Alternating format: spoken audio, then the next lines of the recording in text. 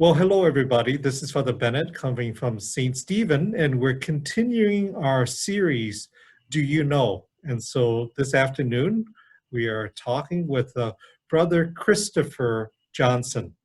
And so, brother, would you please introduce yourself and tell us a little bit about you? Okay.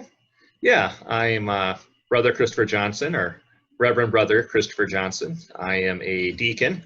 I am currently in St. Louis, Missouri. I live at St. Dominic Priory, which is the house of formation for the Dominicans in the central and southern provinces. We live in an old convent. Currently, there's about 20 of us that live here. 12 of us are in studies, various stages for the priesthood.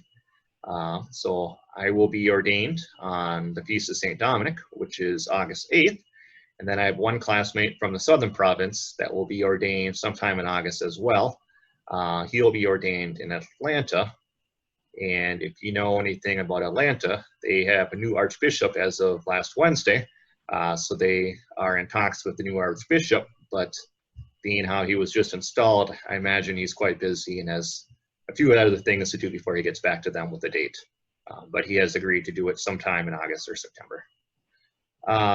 So I went to St. Stephen's grade school. I started there in the fall of 1992.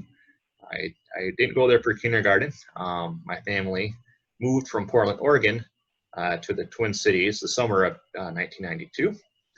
And then I graduated from St. Stephen's in the year 2000, continued on to Totino Grace, and then graduated from there in 2004. And then I went to college in Dubuque, Iowa at Loras College, which is a diocesan-run college, much like St. Thomas. So our president was, or well, still is, the Archbishop of Dubuque. And then there were a few diocesan priests that were on staff. But much like St. Thomas, most of the faculty and administration were all lay people. And I believe the president that came in my freshman year was the first lay person to be a president there. And so 16 years later, he's still the president, and I heard signed a 4-year contract, or a 5-year contract. So he'll be there quite a while, and I think he's slowly going into the running for longest serving president of a small college, because I understand most of them don't, last for 20, 25 years. At Loras, I studied history and secondary education. And then after graduating, taught middle school and high school social studies at St. Peter Public Middle School and High School in St. Peter, Minnesota.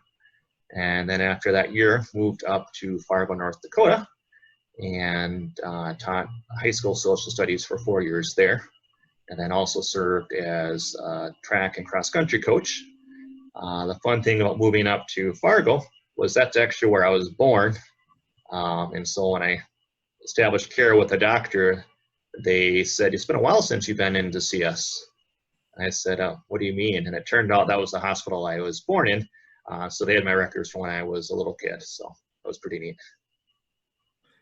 Great. Yeah, so after teaching at the high school in Fargo for 4 years, I discerned my way into the Dominicans, and then did my novitiate in Denver. And so that's a year of sort of retreat and formation, learning what it's like to live in community and learning about spirituality. It's something that all religious communities require. Most sisters congregations actually require a 2-year one, but for men, usually it's just a year. The Jesuits do 2, but they're a little bit slower on the uptake, so they have to do that a little bit longer. And actually, the Jesuits do theirs in St. Paul. I don't remember the name of the church, but someplace there. And then after being in Denver for a year, I moved here to St. Louis, where I've been here 5 of the last 6 years, with the 1 year being at Indiana University, where I worked in campus ministry, which was a wonderful experience, and I enjoyed working with the college students, and taking a year off from studying was a nice little break from that. What else would you like to know, Father Bennett? Oh, that's pretty good. That's pretty good. And so when did you receive your call? Tell us about your vocation story. Yeah, so it would have been probably about the end of 2011, 12, sometime end of 2011, beginning of 2012. I was like 25 years old, was not in a serious relationship, saw most of my friends getting married and starting families.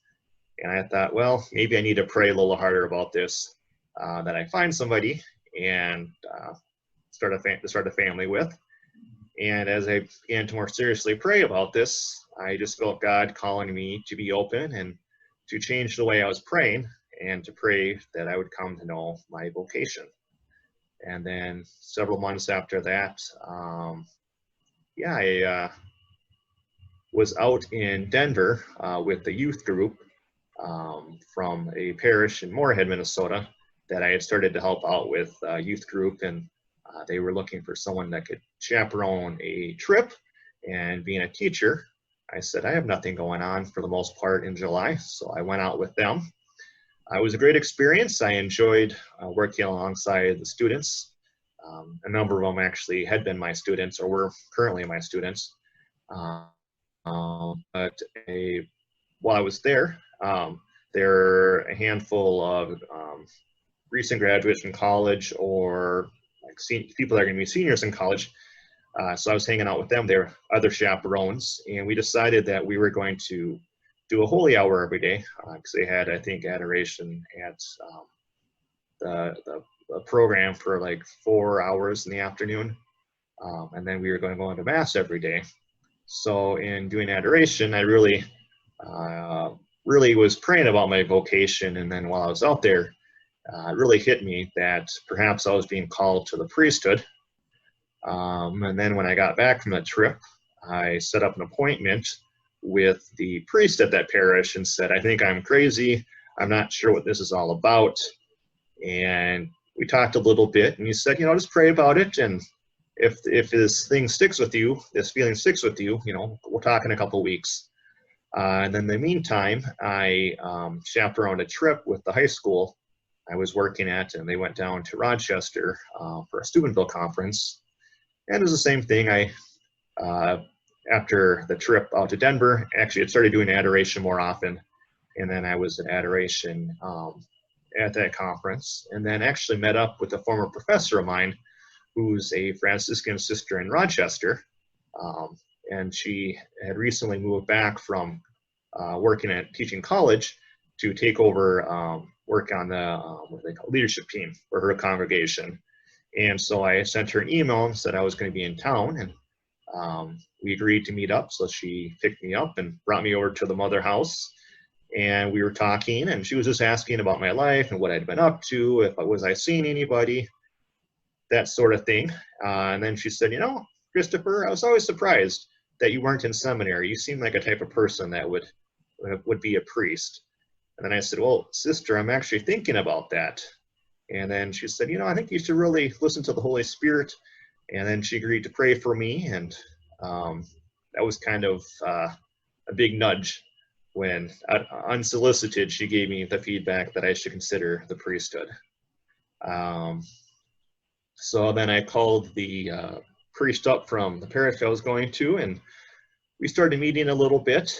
And I had met some Dominicans when I was in college, and I thought they were funny, sort of odd, but very lighthearted compared to some of the other religious and priests that I had met. And I was in Chicago, actually. I think it was my sophomore year of college. I went to what was a regional focus back when it was much smaller, and they only got maybe 1,000 people at a conference instead of 12 or 13,000. I had a friend whose brother was a priest in the Archdiocese of Chicago, and so he knew the vocation director. So we went to this vocation panel just so he could say hi to the vocation director, because he just knew him. And so we sat through the 45-minute presentation, and that's where they had some Dominicans, because our headquarters are in Chicago. And then I knew they were talking about they were involved in high school ministry as well as college ministry. So I just sent an email to the vocation director of the Dominicans and said that I was a high school teacher. I was looking into the priesthood, and I liked the idea of living in community because I knew many dioceses now, the priests lived by themselves, or maybe they had one other person. So the idea of having a community of 4, 8, 10 people to live with, I thought was a pretty cool idea. Within 45 minutes of sending the email to the vocation director, my cell phone rang. And then I answered, and it turned out to be the vocation director. So we talked for about a good 45 minutes or so. And then we set up an appointment a couple days later to talk a little bit longer. I must say he did most of the talking, and then he stopped and then asked me a bunch of questions. So the first 2 phone calls were nice because I didn't have to say too much because I would have not known what to say. And then a few weeks after that, one of my roommates from college was getting married in the Chicago area. And like I said, that's where our headquarters were. So I made an appointment to meet up with, at that point in time, there were 2 vocation directors because an outgoing one and an incoming one. So I met up with the outgoing one, actually at the parish that I'll be assigned to come this summer. And the sort of funny thing with that is my mom and my little brother decided to come down with me to Chicago because my middle brother lives in Chicago, and they were going to visit him and then stay at the hotel with me and then just make that little commute. And I just told them that we were going to stop, and I had a priest I was going to talk to for a little bit, but they hadn't explained that he was a vocation director. And we ended up having like a 2.5 hour conversation in the rectory of the parish while they wandered around a grocery store. And afterwards, I felt really bad because I wasn't thinking about, well, what are they going to do while I'm talking to this guy? And it was one of those things, we were having a great conversation. I didn't know how to end it. And then finally, I was like, I need to go. It's going to be rush hour traffic. I still have another like 45-minute drive. I need to get to the rehearsal. So it worked out, but then I continued talking with both the vocation directors. And then over in the fall, Minnesota has the MEA, North Dakota has the NDEA, where basically the teachers and students get 2 days off. Teachers are supposed to do some sort of professional development. Students do whatever they do. So I made arrangements to come down to St. Louis and to visit our House of Formation here. And upon arriving here and talking to the brothers and some of the priests that lived here, I was like, I really like these guys. They seem to have a similar sense of humor to me. They don't take themselves too seriously. Their conversations are very interesting, very nerdy, if you will. And after spending a weekend here, I knew this is probably what I was going to end up doing. But I really enjoyed teaching. I enjoyed the school I was working at. I had friends up there, and I knew that was going to be the hard part. And then one of the incoming vocation director was from Rosemont originally. So he was back for Thanksgiving visiting his parents. And so we made an arrangement that he was going to come up and meet my family. So he met my mother and my brothers, and we talked. And at that point in time, at the end of the conversation, he asked if I was interested in applying. So I agreed, and I thought, well, that's another step in discernment. I have a history of applying for jobs, and I'm doing background checks and getting all sorts of weird results because I have a very common name, and which is often very inconvenient because it takes another week or so for them to investigate and make sure I'm not a serial killer or things like that. So I thought, background check for the priesthood probably is going to be much more strict than anything else I've ever had before. So if something gets flagged and it doesn't work out, I'll take that as a sign from God. But yeah, so I filled out the application and got it done right before Christmas break started. And then they accepted my initial stuff my biography and a few other things. And then right after the New Year's, I came down to the Twin Cities and did a psychological evaluation. And then the last Saturday of January, I was accepted, and I thought, wow, that's quite a whirlwind. And yeah, but I experienced a decent amount of peace through all that, and the obvious anxiety a little bit about, is this the right choice? What if I made the wrong choice? What's going to happen?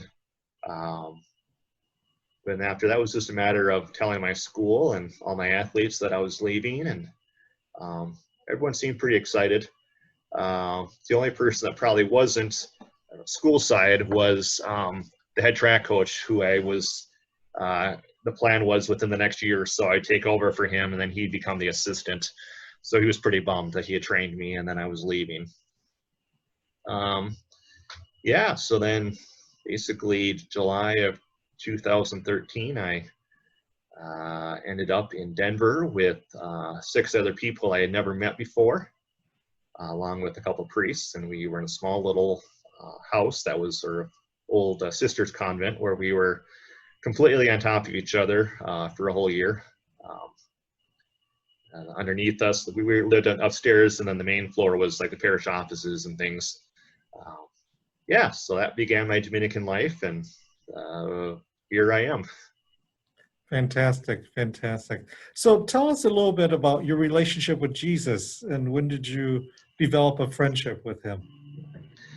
Ooh, good question. Yeah, this is the one I was like, I'd have to think about this a little bit. I mean, I grew up in I would say, a fairly Catholic family. I can probably count on 2 hands the number of times that I ever missed Mass. We said the rosary for, not all the time, but, maybe once a week, once every other week. Prayers before bed, prayers before meals. Went to Catholic schools. But it was probably, yeah, my freshman or sophomore year of college that I realized there was one thing to know about Jesus, another thing to know Jesus. And it was probably about the end of my freshman year of college. There were a couple guys that lived on my floor of my dorm, one of whom was now a priest for the Archdiocese of Dubuque. But every week they bugged me to come to their Bible study.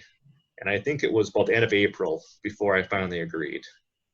And I'd go to Mass with them most weeks, and they're like, oh, you just, come to our Bible study. And I was like, that's stupid. I don't want to do that.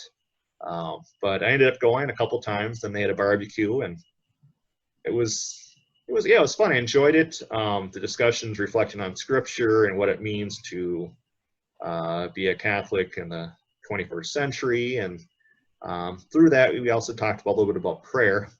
And then my sophomore year, I got much more involved with the Bible study. And yeah, I mean, just the idea that we were challenged to pray and not just go to church, but realize that, you could actually have a relationship with Jesus, and you should make time regularly to pray with him and seek his advice. And it wasn't that I didn't pray before, because I would pray before tests and making decisions and that sort of thing. But it was much more, I don't know, like calling your aunt, your great aunt that you talk to a couple times a year and see periodically, but don't have a deep relationship with. So yeah, I would say, starting probably my sophomore year of college, it became much more of a regular thing. And then I got involved more with Focus and did what do they call it, discipleship with a Focus missionary for a couple of years. My junior year, I led a Bible study, and then I let that go my senior year just because I got busy with school and a number of other things.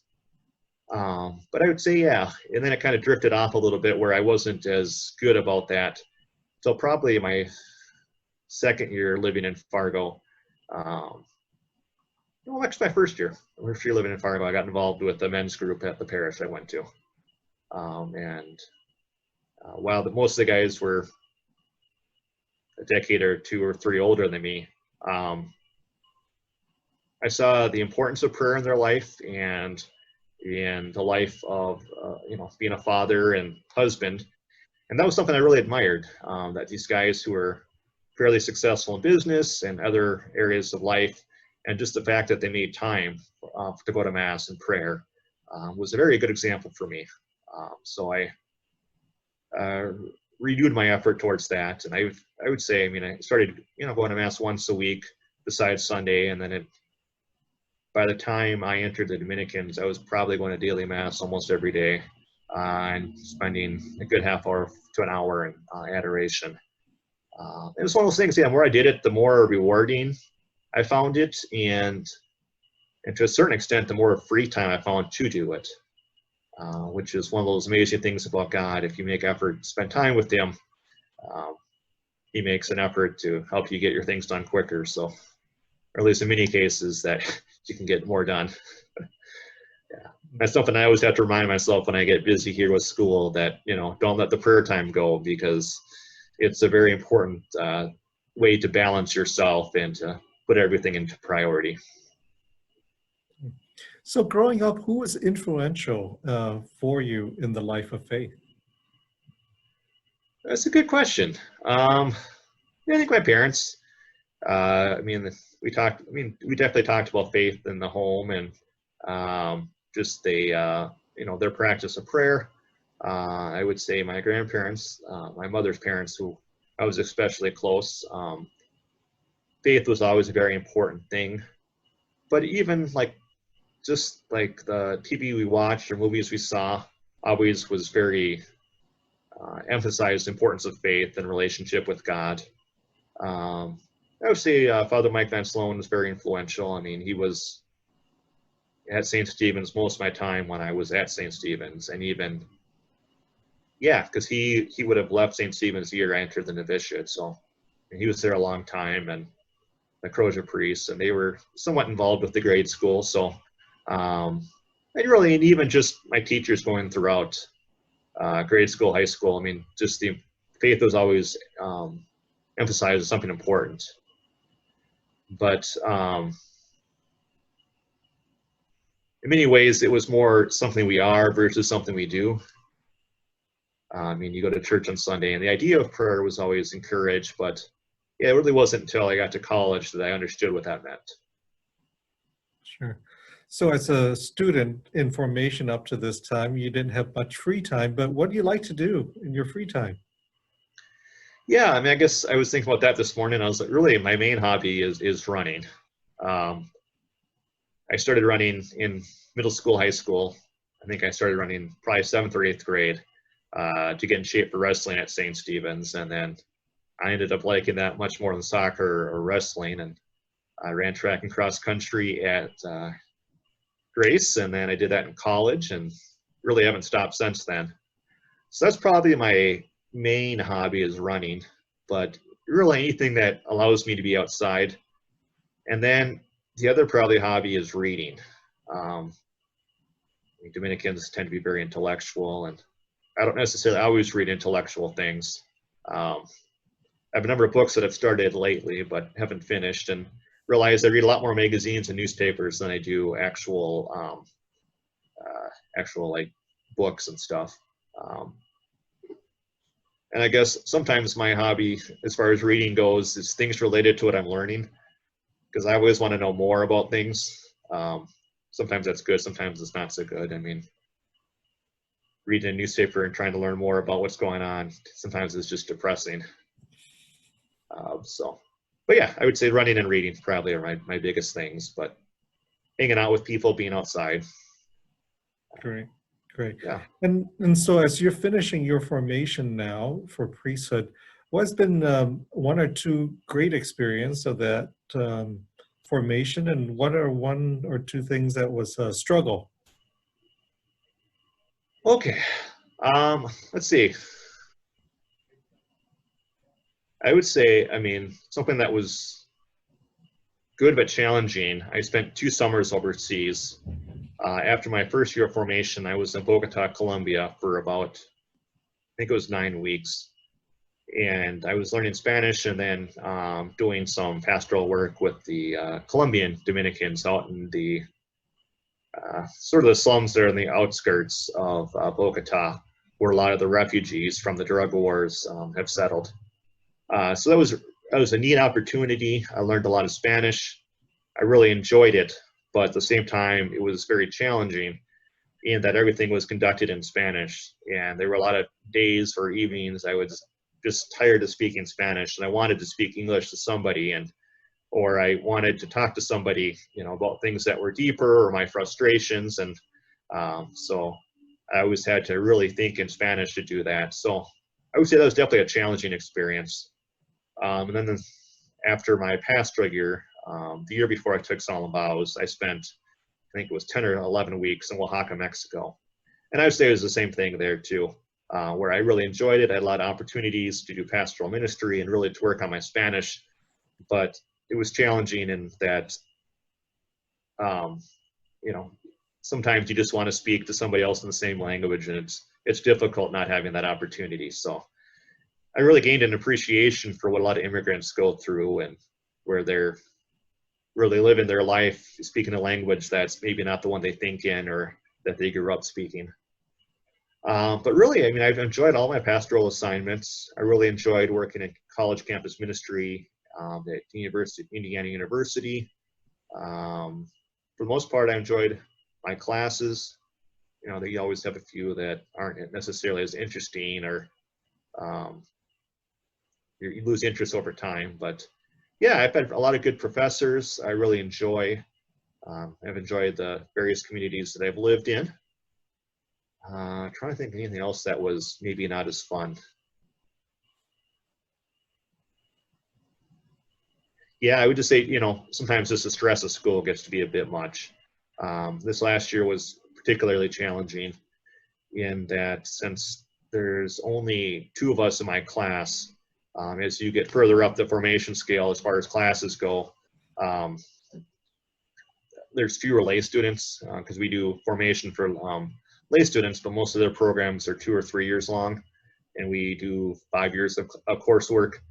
So last year or 2 is pretty much just Dominicans, and if you don't have a lot of people at your level, they often wait and try to put 2 or 3 levels together. So last year I had one semester where I took 3 classes, and another one actually both of them I took 3 classes. So I had to make up for it this year and take a lot more courses than you usually do. And so it's just, writing your thesis, preparing for your comprehensive exams. And then I'm also working as a deacon at a parish, and I really enjoy that. So sometimes it was like, well, I could go work at the church, which is a lot of fun, or I could study or work on papers. And more often than not, working at the parish was something initially that I would win, and then it's like, oh shoot, now I gotta get caught up on schoolwork. So yeah. Sure. So as you get ready for ordination in August, what's the thing that you most look forward to as being a priest? Ooh, I was asked that question this last week, and I had to meet with our prior, who's the one that does the last sort of judgment on you before to testify to your worthiness for ordination. We talked about this for about a half hour, but basically what I said is, when I entered the Dominicans, I was excited to work, celebrate Mass, and to preach. And then kind of halfway in between, just thinking about the power of reconciliation, that sacrament, and doing that, I really was excited for that. And now I'm really just excited to be a priest and to serve the people of God as God will have me do. I'm excited to get back into teaching. So my first assignment will be working at Fenwick High School in Oak Park, Illinois, which is right on the edge of sort of middle of Chicago on the extreme. I guess that would be the west side. So it's only about a mile to get into Chicago itself. But yeah, just working with high school kids again, and teaching, but also working in campus ministry, and just being open to whatever the students need, and celebrating Mass there and hearing confessions. So I guess to answer your question, I'm excited for everything dealing with that for the most part. Great. So who's your favorite saint and why? And don't say Dominic, because that's No, I'm not going to. Okay. My confirmation saint was Damien Molokai. And when in the novitiate, I took Damien as my second name for religious name. So for the Dominicans, I am Christopher Damien Johnson, and then legally I am Christopher Allen Johnson. but just the idea of the sacrifice of Saint Damien and his work with the lepers, and just how he completely surrendered his life to God's plan for him, I thought was very inspiring. And, you know, as a 16, 17-year-old, I thought the fact that he was a saint from Hawaii was really cool. So, but yeah, the more I learn about him, just the more impressive he is. And he's one of those saints, I think, that's growing in popularity. And it's sort of interesting, because when I picked him for confirmation, most people had never heard of him. But now when I tell people, you know, the origin of Damien, they're like, "Oh, I love that saint. He's so interesting." And, you know, what he did with the lepers. And I mean, I think he's the only saint to have a statue in the U.S. Capitol building. Or Yes. maybe Junipero No, Serra. Sarah, yeah. Yes. Junipero Serra, yes. Have you been to Kalapapa? To where? That's the peninsula in Malakai where he Oh, ministered. no, I've never been there. No. Okay, well, we'll Yeah. have to go, Yeah. because you can charter a little flight from Honolulu Okay. over there. Yeah. You can't walk down anymore because they had a landslide a couple years ago. Oh, really? So the switchback Okay. on the seawall has been covered, but yeah, maybe you know, That'd be maybe fun. one of these days, yeah. It's really interesting because they still have some of the surviving Hansen's disease people Oh, are really? still living there. Okay. Yeah, even though they're, you know, they can move, but that's where they've lived all their life. So Yeah. they're living out their life there in And Kalapapa. so related to that, the story of Saint Marianne Cope is fascinating. It is. That he was trying to find sisters to come help him, and she agreed and told whatever sisters came with her they wouldn't get the disease and they'd be safe. And none of them got it. Like, I mean, that's a very bold promise, and you know that was something that God had to tell her. That she didn't just come up with that on her own. That's right. That's right. And actually, they're building in Honolulu, right on Waikiki. They're building a big center there to promote Saint Mary and Cope and Saint Damien. Oh, that's neat. Yeah. Yeah. So I thought they would have it done by now, but you know, construction, everything just takes longer. But Yeah, I imagine things take a little bit longer there. yeah. And so, a favorite scripture passage? Ooh. Yeah, I don't have one memorized that. Let's see. I mean, I wrote a paper on the story of the man born blind this year. And I really like that story and just how he grows in faith. I think that's something whatever reason, really struck me this year. There's also, I think it's in First Peter. I preached on this a couple weeks ago. The idea of what is it? Actually, it was Saint Mark. Yeah, the feast of Saint Mark. It says basically, be careful. The devil's a roaring lion, seeking someone to devour. And I think that's a very a good passage to think about in our spiritual lives. The idea that you know, the lion seems intimidating, but for the most part, lions are actually quite lazy, and they depend on other animals to kill their prey, and they just prey on the weak ones. So the idea being that we don't need to fear the devil as long as we are in good relationship with God and living upright lives, and you know, trusting God, and He'll protect us. And the devil is quite powerless to that. Okay. Well, brother, thank you for taking the time to be with us Yeah, you today. bet. And know that our prayers and thoughts are with you as you make final preparation for ordination. And Yeah, thank you. when you're in town, please stop by and visit I us. will, yes. Okay. Thank you God very bless much, you. and hello to all the parishioners at St. Stephen's, and God bless you.